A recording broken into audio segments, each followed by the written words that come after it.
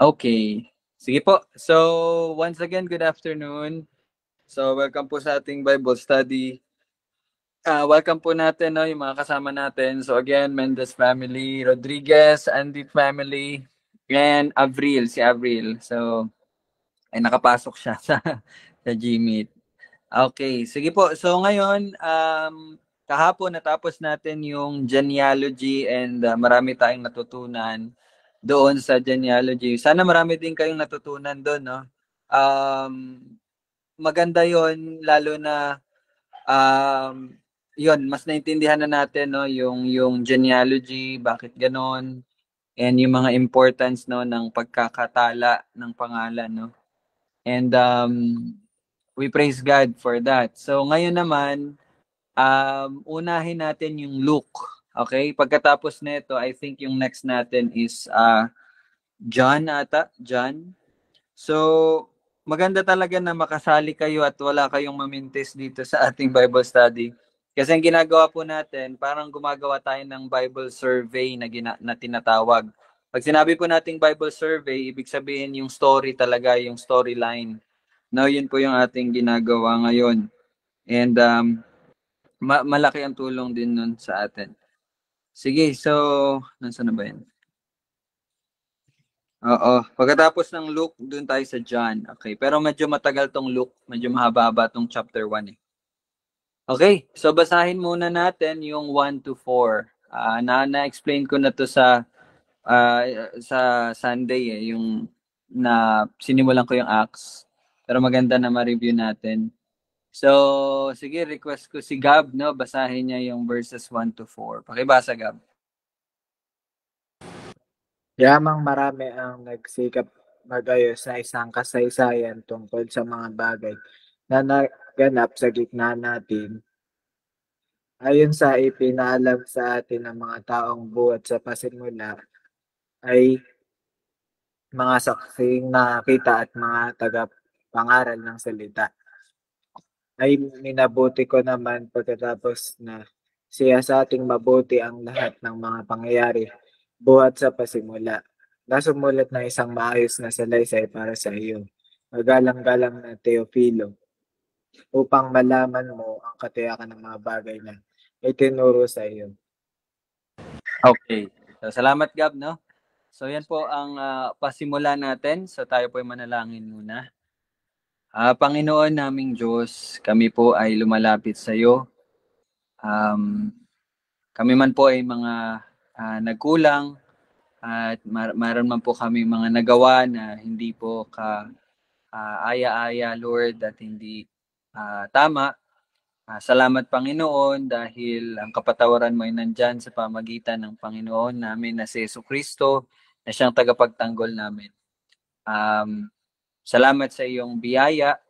At sabi mo nga na itong biyaya mong ito, ang grasya na ito ang siyang magtuturo sa amin upang lumayo at hindi nagawin ang makamundong mga gawain at mga dati naming pamumuhay, pamamaraan ng pamumuhay. Salamat, Lord, dahil ang lahat ng ito ay ayon lamang, Lord, sa iyong biyaya, sa iyong awa at sa iyong pag-ibig. Salamat sa opportunity na mapag-aralan po namin itong gospel na isinulat po ni Luke. Salamat dahil ikaw po ang author nito sa pamagitan ng banal na Espiritu. Turuan mo po kami, pahayagan mo po kami, Panginoon, at naway pagtibayin at palaguin mo ang bawat isa sa pamagitan ng iyong salita. Dami panalangin sa pangalan ni Jesus. Amen. Okay, so salamat po, no? See you po bukas ay sa Monday. Okay. Thank you. Joke lang. Alright, so nandiyan si Tita Susan. Hi, Tita Susan. Ayan, busy-busy si Tita Susan. Okay, so we will start, no? Ulit, verses 1. Okay, sabi po dito, yamang marami ang nagsikap mag-ayos ng isang kasaysayan tungkol sa mga bagay na naganap sa gitna natin. So parang yung verse 1, ano to, no? Siniset ng writer yung parang, alam niya yon, ito yung parang isa sa mga condition at that time kung bakit niya to isinulat. Okay? Sabi niya, yamang marami ang nagsikap na mag-ayos ng isang kasaysayan. So makikita natin dito na um, um, merong mga ibang resources. Okay? Pag sinabi po nating resources, parang merong mga ibang pinagkuhaanan si Luke, no, ng itong sinusulat niya ng gospel. Okay? By the way, si Luke po ay hindi po siya apostle. Okay, hindi po siya apostol. Siya ay kasama lamang ng mga apostol at specifically si Apostol Pablo. Okay? May mga verses na makita natin na si Lucas ay isang physician or isang doktor or manggagamot. At so itong sinulat niya is sinasabi dito sa verse 1, galing to or meron siya mga other resources, kumbaga.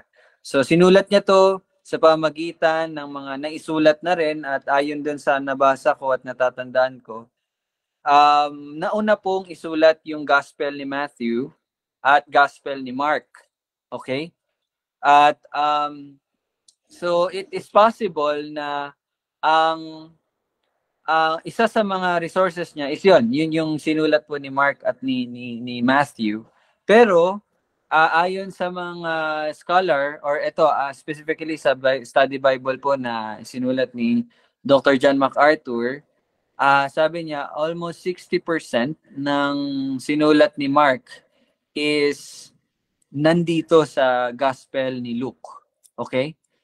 And hindi lang po din iyon, but meron din po siyang mga direktang mga witness ng mga pangyayari sa pamumuhay ng Panginoong Jesucristo na natanong niya, na interview niya. So bakit po yun nasabi? San ba yun?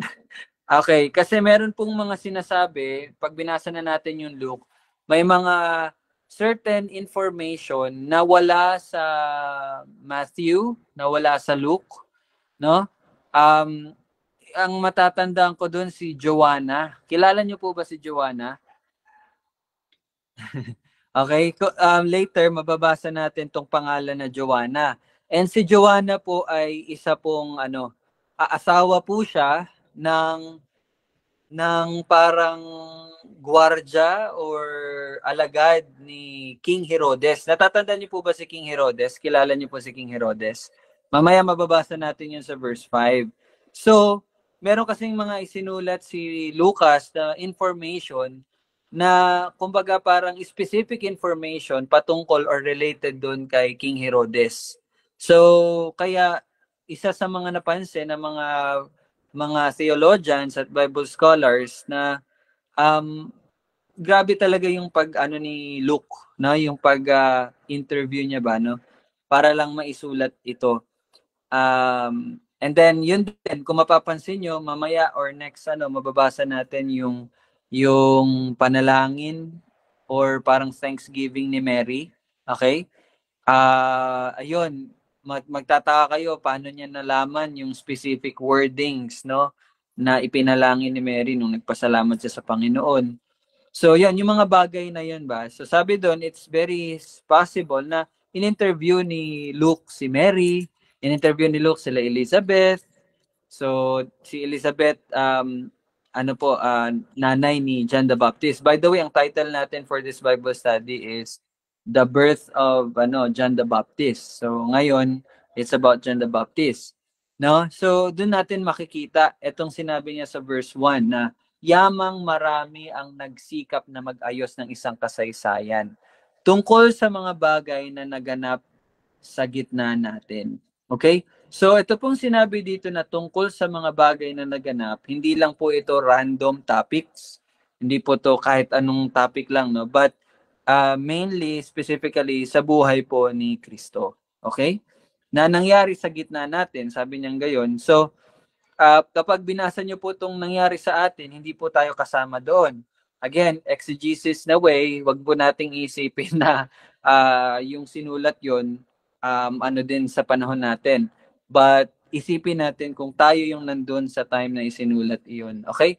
So, sa gitna natin. So, during sa time or sa era nila. No, yun po yung mga yun po yung binabanggit dito. Okay? So, sabi niya sa verse 2, ayon sa ipinaalam sa atin ng mga taong buhat sa pasimula, ay mga saksing nakakita at mga tagapangaral ng salita.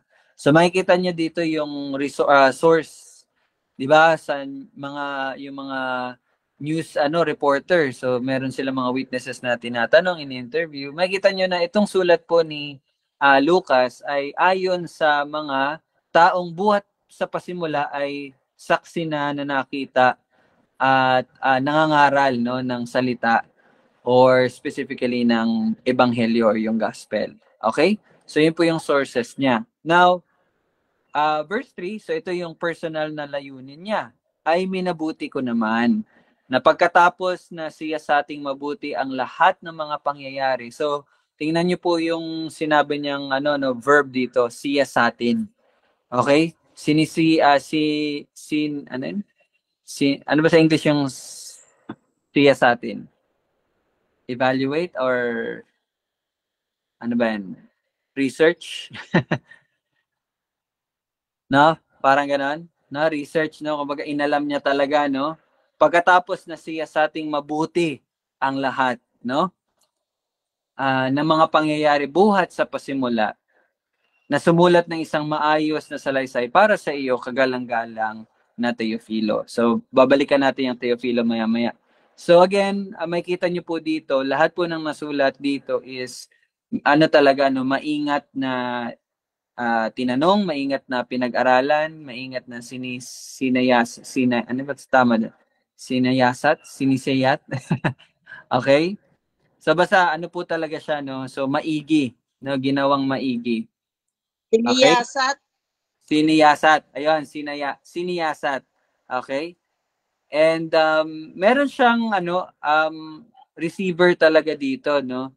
Sabi niya dito, kagalang-galang na Teofilo. And kung tatandaan niyo po sa previous na Sunday service natin, sinabi ko po na hindi talaga matukoy sino tong specific na Teofilo na to.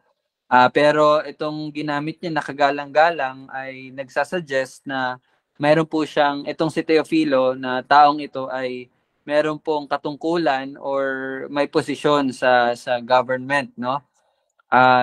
Sa time po na to ano tawag dito? Nagre-reign is yung Roman Empire. Okay? So, si Teofilo, sige Dad, parang may dadagdag ka. Na-search ko kasi yan si Teofilo. A Roman official na unbeliever. Kumbaga, ano rin siya, yung lost ba? Tapos, friend siya ni Luke. Nung time na nagsulat si Luke, malaki ang naitulong ni Teofilo kasi yung bali inano ni Luke yung time oras niya, yung kanyang talino sa pagsusulat. Ang naitulong naman ni Teofilo, financial na para magawa niya itong ginagawa niya, no? So yun, kumbaga ang intention niya rin sa kanyang book, yung malid si Teofilo. Kumbaga pinapakita sa atin na meron siyang nililid para into Christ. Kasi si Teofilo is unbeliever. Yun yung Okay. Ayun, no, nakakatuwa po na ayan, may mga ganyan na tayong information na naririnig, no, na kumbaga hindi na lang talaga tayo, well, yes, no, our source lang talaga is yung Bible lang talaga. Pero hindi po ibig sabihin no, na hindi na tayo magbabasa ng history, hindi na tayo magbabasa ng mga extra biblical resources kasi makakatulong po talaga yun, lalo na ang pag-aaral po natin is exegesis. Yun po yung tamang pag-aaral, no? So again, pag sinabi po nating exegesis, it's a way of studying the Bible na naayon talaga sa literal, Okay? Literal na pagkaka-interpret. Now, okay, i-share ko lang po din sa inyo yung yung natutunan ko about dito sa literal interpretation. By the way, tanungin ko po kayo, naniniwala ba kayo na literal po talaga dapat ang pag-interpret ng word?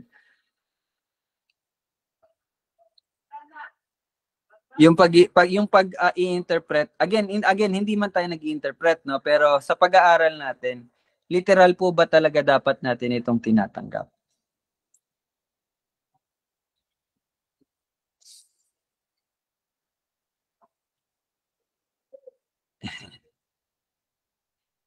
Wala.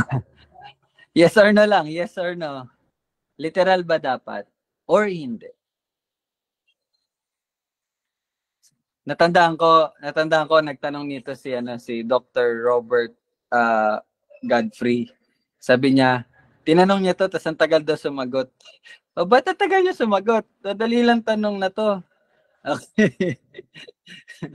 So, sige po, ano pong ano? Yes or no? Yes or no lang, yes or no lang. Depende. Yes, ano nga lang eh. Depende si Daddy. Depende kasi halimbawa yung di ba yung napag-ano natin yung sa tolda. Wala. Unang ano ko doon yung tolda talaga na ano. Parang ganun ba? Di ba?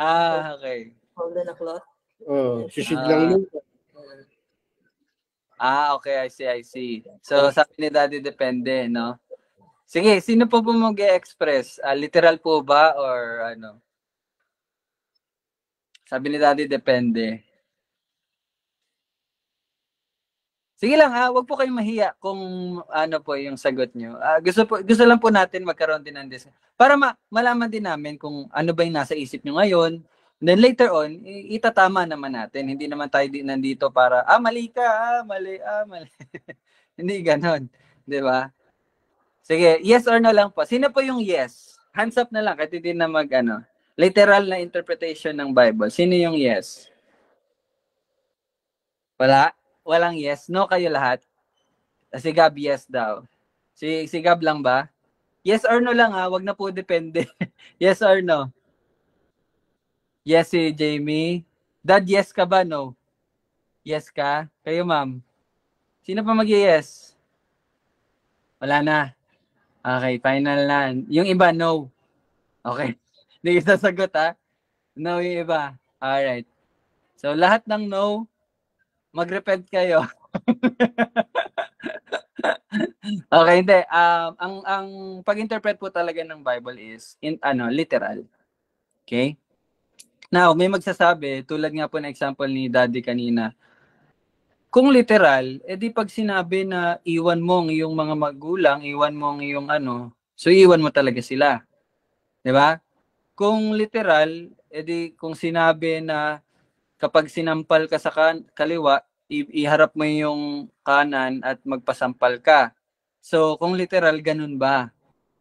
Okay? Pero ganito po kasi, ito yung maganda. Pag nag-aaral po tayo ng original na wordings, okay? Kasi yung literal po na salita ay galing po sa Latin word na hindi ko na maalala. Kasi napakinggan ko lang siya sa radyo sa RefNet. Pero ang literal po pala, ang ibig sabihin po pala nun is ang literal na pag-interpret or literal na word is ang ibig sabihin nun yung literal na ibig sabihin nung salita or literal or yung original na hangarin nung isinulat po yung bagay na iyon. Ang ibig ko pong sabihin is meron po kasing mga nagsusulat na ang original intention nila is ginagawa nila yung parang poetic. Okay? Ginagawa nilang poetic. So tulad ng or ginagawa 'di ba may iba't iba pong klase ng tawag diyan, yung types of sentences, 'di ba may hyperbole, ano yun, simile. Sino nakakatanda dito? Ano pa? May metaphor. Naalala niyo po ba yun sa English? Okay? So, ibig sabihin, for example, ako na original na writer, ang original na purpose ko is gawin tong hyperbole. Pag hyperbole, exaggeration, di ba? For example, ibig sabihin, dapat tumakbo ako ng mula Batanes hanggang Hulo. So, exaggeration siya. Pero ang ibig ko lang sabihin, yung parang ang gusto ko lang ibig sabihin nung sinulat ko yung timeline, yung mag-effort talaga na tumakbo. Parang ganun ba? Pero pagkasulat ko, mula Batanes hanggang Hulo. Pero hyperbole ang aking sinulat. Okay? Exaggeration. Pero ang original na hangarin ko sa pagsulat ko na yun is yung mag-effort talaga na tumakbo. Parang ganun. So, ang literal na pag-interpret is ganun po kung ano yung original na hangarin nung nagsulat. Naintindihan niyo po? Hindi ibig sabihin na literal ang ating pag-interpret ng word is kung ano yung sinabi doon, literal talaga. Well, again, yun, hindi po gano'n ang ibig sabihin ng literal na interpretation. Naintindihan niyo na po? So, ibig sabihin, exegesis talaga siya. Ibig sabihin, inaalam natin kung ano yung intention, ano yung original intention nung nagsulat, kung bakit niya yun sinulat, at kung para kanino yun, at kung ano yung panahon na yun, ganun po ang pag-i-interpret. Naintindihan niyo na po? So, yun po yung literal interpretation of the Bible. Okay? So, sana nadagdagan po kayo ng information about that. So, again, balik tayo kay Teofilo. Si Teofilo po, well, yes, may na-search si Daddy. Ako natutuwa po na nagsisimula na magganyan din si Daddy, no? And encourage ko po na lahat, no? Ganun din po dapat tayo mag-aral. Actually, hindi pa nagkaroon ng final na Dad, kung yung na-search mo is yun ba talaga yung Teofilo. That's one possible na tao na si Teofilo. So possible siya. Possible lang kasi hindi pa talaga nila natukoy eh. Hindi talaga pa natukoy kung sino yung Teofilo. So again, para safe lang din, maging open lang din tayo na okay, it's possible na ganun. Pero isa sa mga sigurado is yun, yung itong word na ginamit nila na kagalang-galang. Merong kumbaga mayaman or may katayuan or may posisyon itong taong ito. Okay? And natatandaan ko nung nag-message po ako nung Sunday, may ibig kahulugan pala itong Teofilo, no? Friend of God or loved by God or lover of God. So, naging ICGCs lang ako konti. Sinabi ko na pwede nating apply sa atin yung salitang Teofilo. Bawat isa sa atin ay Teofilo. Pero ano po yun ICGCs po yun. I mean, ano lang yun. Pag-ano lang kumbaga. Kasi tayo, we are friend of God na rin, di ba? We are loved by God, di ba? So, kaya ko po sinabi yon nung Sunday. Okay? So, and then, verse 4, upang malaman mo ang katiyakan ng mga bagay na itinuro sa iyo. So, ito yung purpose ni Luke. Upang malaman mo. Sino yung mo dito? Si Teofilo. And again, sabi ko din, naalala ko nung nag-message ako nung last Sunday, sabi ko, yes, si Luke ang nagsulat nito, pero alam natin na ito ay sulat ng Panginoon, di ba? Ang author talaga nito ay ang Panginoon. At ito din kung anong sinulat dito, ito yung hangarin din ng Panginoon. Ano? Upang malaman natin. Okay? Malaman natin ang katiyakan ng mga bagay na itunuro sa iyo. Mga kapatid, i-highlight ko lang tong maging yung katiyakan ba no ng mga bagay na itinuro sa inyo. So kung matatandaan niyo po, 'di ba, nagsimula po tayo ng series sa Book of Acts. And kung sino man dito nakakatanda, 'di ba, yung pagpapatuloy ng church or ng iglesia, meron po akong sinabi na may 6 na dapat tiyak or tama ang ating pagkakaintindi. Yung first point ko po is tamang mensahe, no? Bago po dumating sila kuya, yun po yung topic natin. Ewan ko lang kung natatandaan niyo, yung tamang mensahe. So we discuss about the gospel. Kasi yun po talaga ang mensahe na dinadala ng iglesia ng Diyos, na iglesia ni Kristo, yung tamang gospel. So with that, dapat tiyak tayo, dapat sigurado tayo, dapat yung tama at tunay talaga ang ebanghelyo na pinangahawakan natin. So again, it's an encouragement for everyone na wag lang po kayo yung kinig-kinig lang, no? Wag po kayo yung parang tanggap-tanggap lang. Study the Word of God. Parang yung mga Bereans, no? Siguro naririnig niyo na yung Bereans. Mga Bereans nung nagpunta sila Pablo sa Berea, alam niyo hindi agad nila tinanggap, but bagkus inano talaga nila, inexamine nila yung tinuturo ni Pablo. So dapat maging ganun din po ang bawat isa sa atin, no?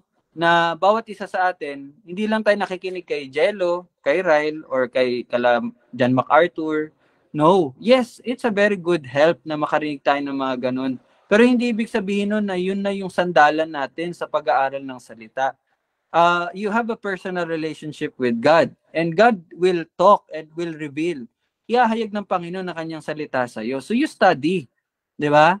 You study it yourself. Kumbaga, pag-aralan mo at ihahayag yan ng Panginoon sa iyo. Wag lang po tayo, sige na lang kasi araw-araw naman may Bible study naman kami. So okay na yun, okay na ako doon. No, no, no, no, no, no.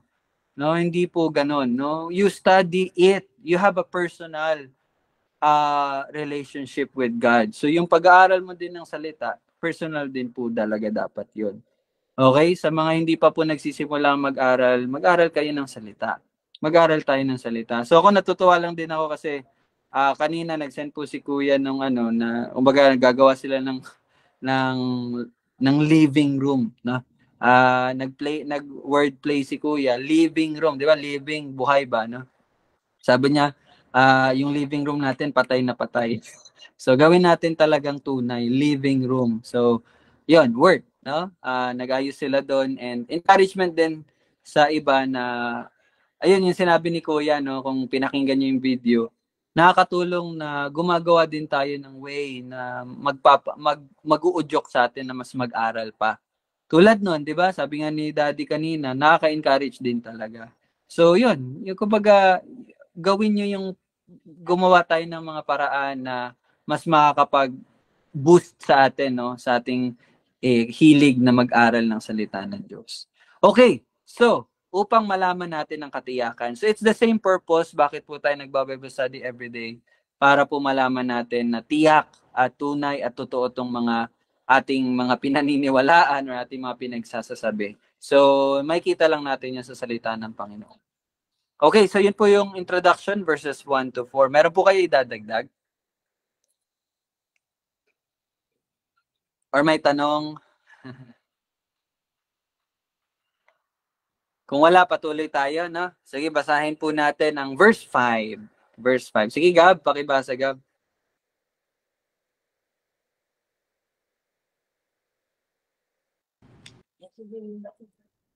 Upang ng panahon ni Haring Herodes ng Judea ay isang pari ang pangalan ay Zacarias. Mula sa pangkat ni Abias, ang naging asawa niya ay isa sa mga anak na babae ni Aaron na ang pangalan ay Elizabeth. Okay, thank you, Gab, no? So, okay, verse 5. Nang panahon ni Haring Herodes ng Judea. Okay, dito muna tayo. Stop muna tayo dito. Nang panahon ni Haring Herodes. Sino po dito yung nagbasa ng Luke chapter 1? At meron po ba kayong maibibigay na information about kay Haring Herodes? Kilala niyo po ba si Haring Herodes? Or nung binasa niyo to, hinayaan niyo lang din? So again, pag nag-aaral po kayo ng salita, maganda na kilalanin niyo rin tong Haring Herodes. Sino ba to? No? Mas makakatulong siya na mas mapalawak at maintindihan natin yung salita, no? Sino ba si Herodes? Baka lang naman, no, may madagdag po kayo. Baka may natatandaan kayo nung narinig niyo yung Herodes. Sige po. Kayo ba, Ma'am, Dad? Si Haring Herodes, siya yung hari nung time na pinanganak si Jesus Christ. Tapos, ang naalala ko lang, yung sa tatlong magay,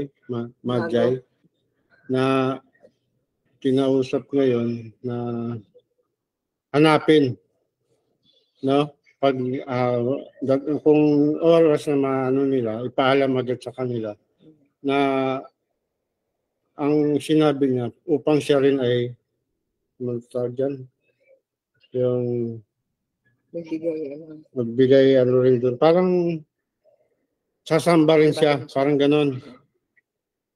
Pero hindi, meron pala siyang ibang intention. No? Tapos, yung tatlong makakita na ng tatlong hari, merong propeta na gano'n sila sa kanila na wag nang dumaan. Kumbaga, mag-iba ng ano kay, yun nga, para alam yung intention ni Herodes. So, nung nalaman yun ni Haring Herodes, na galit siya,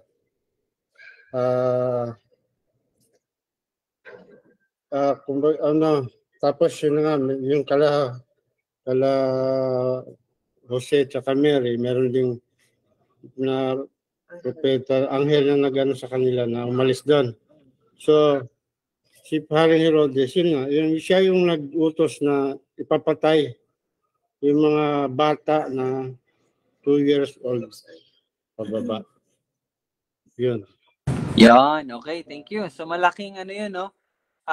Magandang information yon na at least sa pagbabasa natin ito, alam natin, sino ba tong Haring Herodes na to? At mababasa nyo po yun sa Matthew.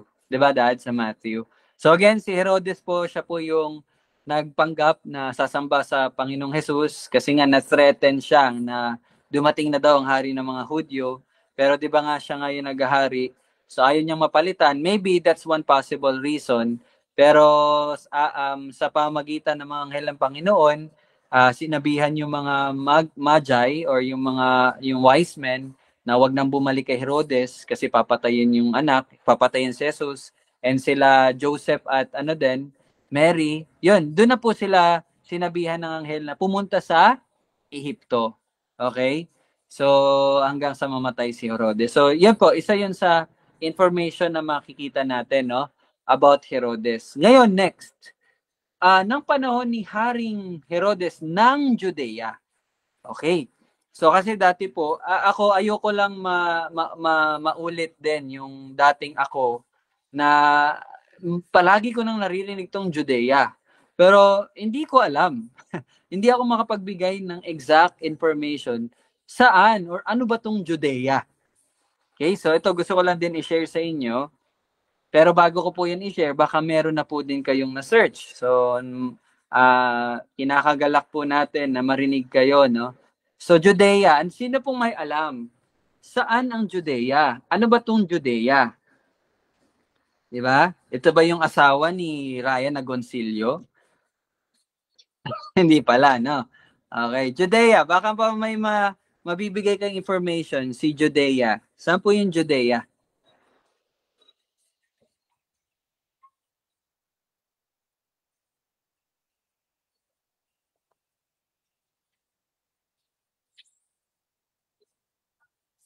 Meron po? Kung wala po, sisimulan ko. Ito para lang din hindi kayo maging parang Judea, sinasabi natin yung word pero hindi naman natin alam, wala tayong information. So, gusto ko po talagang i-share to sa inyo. Meron po ba makakapag-share? Sige, simulan ko po, no? Ang Judea po, ang ibig sabihin po ng Judea ay, sa English, land of the Jews.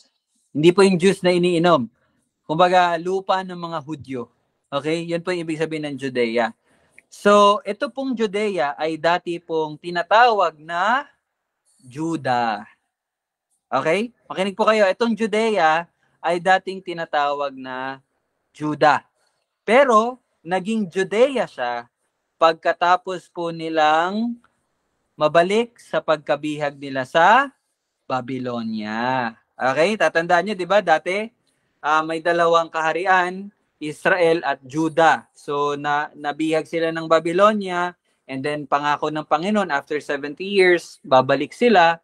So, pagbalik po nila, naging Judea na po. Okay?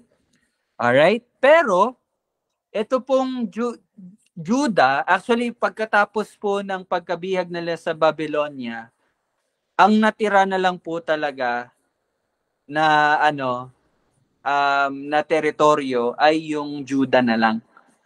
Okay? 'Di ba nasira na yung buo, pati yung North and South Kingdom, nasira 'yon. Ang natira na lang talaga po yung Juda. Okay? Tapos po, yung mga nakabalik po mula po sa pagkabihag ay mga nanggagaling po sa angkan ni Juda. Mostly po nang bumalik ay galing po sa angkan ni Juda. Kaya, yung mga nakabalik, tinawag na siyang Judea. Okay? Judea. Now, ito pong Judea ay una nating mababasa sa libro ni Ezra. Okay? Doon na po parang nagkaroon ng shift from Judah to Judea. Doon po natin mababasa yan sa libro ni Ezra. Okay? Tapos po, I think pagkatapos po ng pagkabihag, 'di ba? Bago sila mabihag sa Babylonia, dalawa po yung division. After po noon, nagkaroon na ng 3 division. Okay? Nagkaroon na po ng 3. And ito, lagi na natin to naririnig din sa New Testament. Kaya maganda na maging clear po ito sa atin. Akin lang po itong i-share yung screen ko po para magkaroon kayo ng visual na idea kung ano ba itong pinagsasabi natin. Okay, share ko po yung screen ko. Okay, nandiyan pa ba kayo kapatid? Makinig lang po kayo, no? Ayan, nakita niyo po yung notes ko. Ito po yung kodigo ko sa Study Bible din. Okay? So, ito po yun.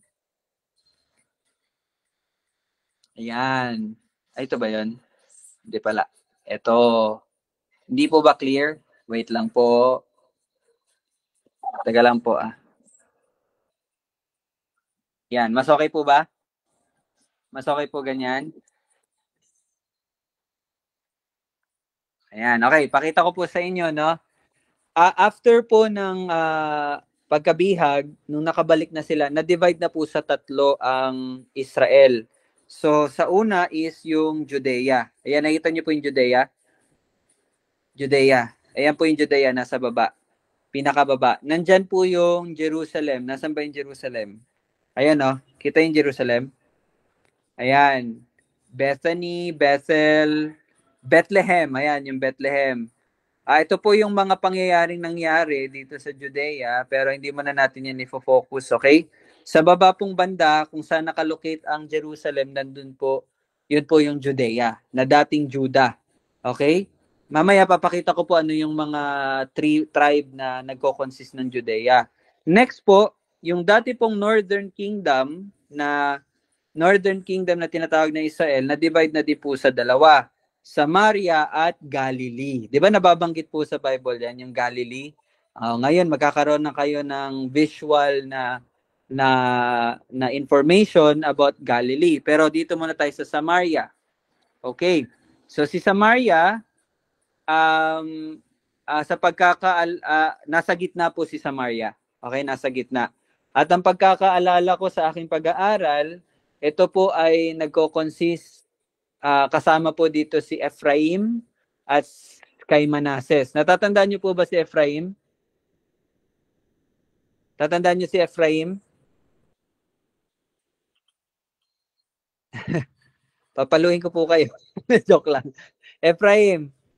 Si Ephraim ang kaka-Bible study lang natin noon sa Jeremiah. Siya po yung tinatawag na panganay. 'Di ba? Panganay. Pero actually siya po ay apo. Sinong tatay ni Ephraim? Si Joseph. Okay? Si Joseph. All right? So, pero kung matatandaan niyo po yung story sa Samaria po, no, kinakamuyan po ang Samaria ng mga Hudyo. Okay? Sila po yung tinatawag na Samaritan. By the way, kapag naririnig niyo po yung Good Samaritan, hindi po ibig sabihin nun yung mabuting tao yung Samaritan. Samaritan ay tawag po sa mga taong nakatira sa Samaria. Okay? Alright, pero kaya lang po kinakamuhian po sila ng mga Hudyo, pero Hudyo din po sila. Kaya lang nagkaroon na po ng distinction kasi nga po pinaniniwalaan ng mga Samaritan na doon po sa bundok Gerizim. Ito, narikita niyo po ang Gerizim. Na doon po sa bundok Gerizim, na doon talaga ang tunay daw na templo or sambahan ng Diyos. Nasa sa kanil daw yung original. Ngayon, syempre, yun yung kiniklaim nila, pero alam naman ng mga taga-Judea or mga Hudyo na taga-Judea na nasa Jerusalem. Okay? So, kung mababasa nyo po sa New Testament, mayroon talagang parang sigalot or merong friction tong mga Samaritans at mga Hudyo. Okay? And then, the last is nasa north, ito na po yung Galilee. Okay? Dito po nagsimula ang hindi dito ba? Okay, i-confirm natin kung dito nagsimula ang no? Okay, sa Galilee, dito po makikita ang kung saan po lumaki si Jesus Christ. Sa Nazareth. Okay?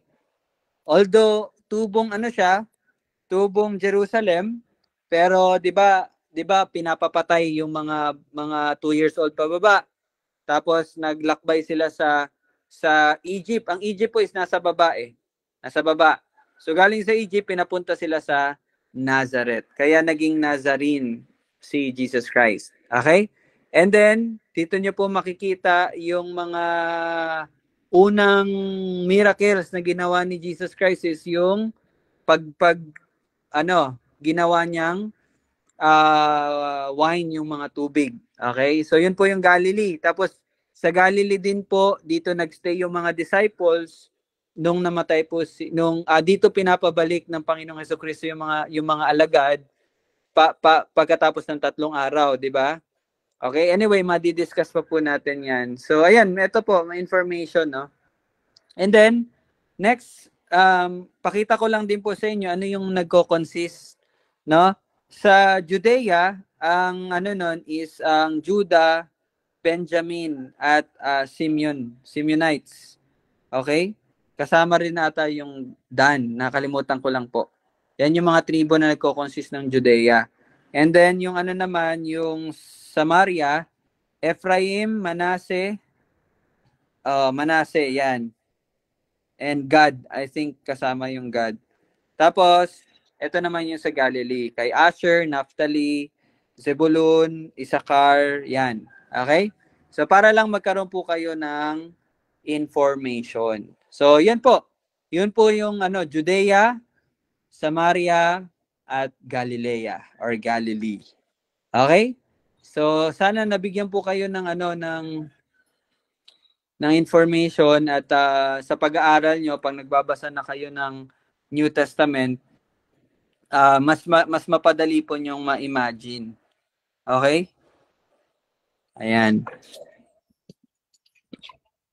Sige, so far, may tanong po ba kayo? Okay pa tayo? Anong oras na? 19. Okay, patuloy po tayo. Okay? So yun, sana makatulong yun sa inyo. Judea. Okay? Dati po yung Judah. Okay? So, may isang paring ang pangalan ay Zacarias mula sa pangkat ni Abias. Ang naging asawa niya ay isa sa mga anak na babae ni Aaron na ang pangalan ay Elizabeth. So, I think kilala niyo na po si Zacarias at Elizabeth. Kilala niyo na po ba? Sino po si Zacarias at Elizabeth? Sige, Jamie. Sino? Parents ni John the Baptist. Okay. So, si Zacarias at Elizabeth, yun po yung mga magulang ni John the Baptist. So, kilala nyo na. Ngayon, tanong ko naman, kilala nyo ba si Abijah at kilala nyo ba si Aaron?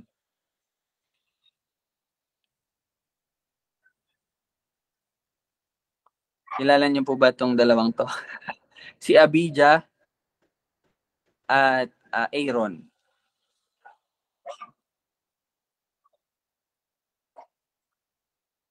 Okay. Maganda po na ma-highlight din natin ton si Abijah at si Aaron kasi makakapagbigay ito ng idea kung anong klaseng tao si John the Baptist. Okay? So, okay, wag na po natin patagalin. Si Abijah po, okay, wait lang ha. Si Abijah ay ano po siya? Um,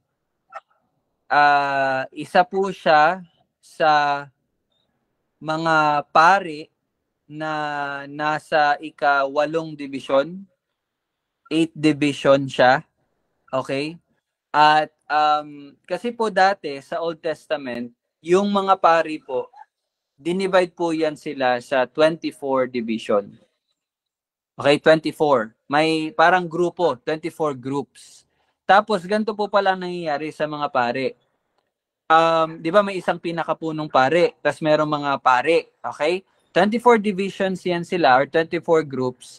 Tapos po kada grupo magse-serve sila sa templo for 1 week twice a year.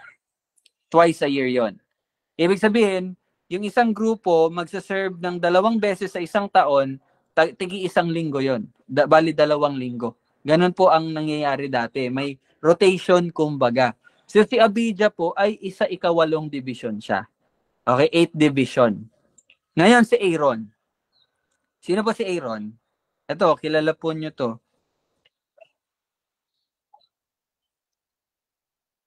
Si Aaron ay ang kapatid ni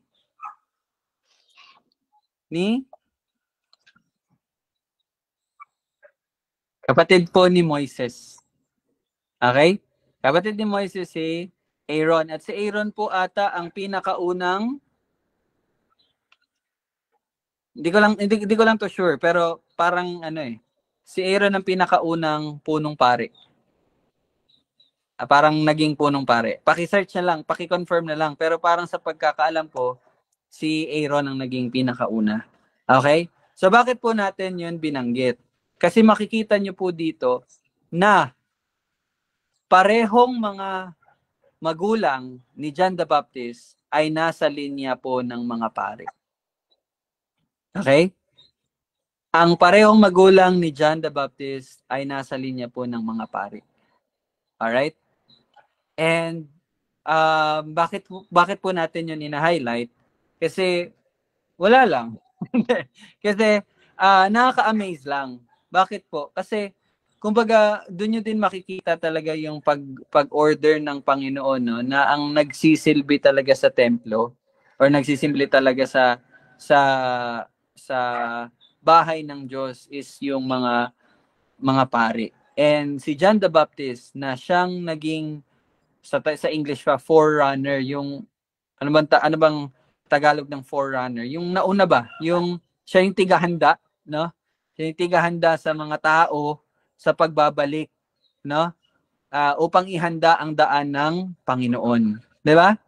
So, yun po si John the Baptist. So, kung makikita nyo po kung kahapon meron po mula nung Monday ata, no, nagkaroon tayo ng 3 parts na pag-aaral na ang Panginoong Hesukristo ay nanggaling talaga sa linya ng mga hari, no? Sa trono, sa bloodline talaga, sa royal and lineage niya sa mga hari. Si John the Baptist naman po, ang linya niya talaga sa mga pari. Okay? Naintindihan niyo po 'yon? Alright. So, yun lang po ang makikita natin, malalaman natin sa verse 5. Okay? So sige, I think sa verse 6, patuloy tayo sa verse 6 sa Monday na po next week. Okay? So, pag-aaralan natin yung hanggang 25. Tingnan natin kung matatapos natin siya sa isang araw lang. Pero yan, i-focus nyo po muna yung 6 hanggang 25 ng Luke.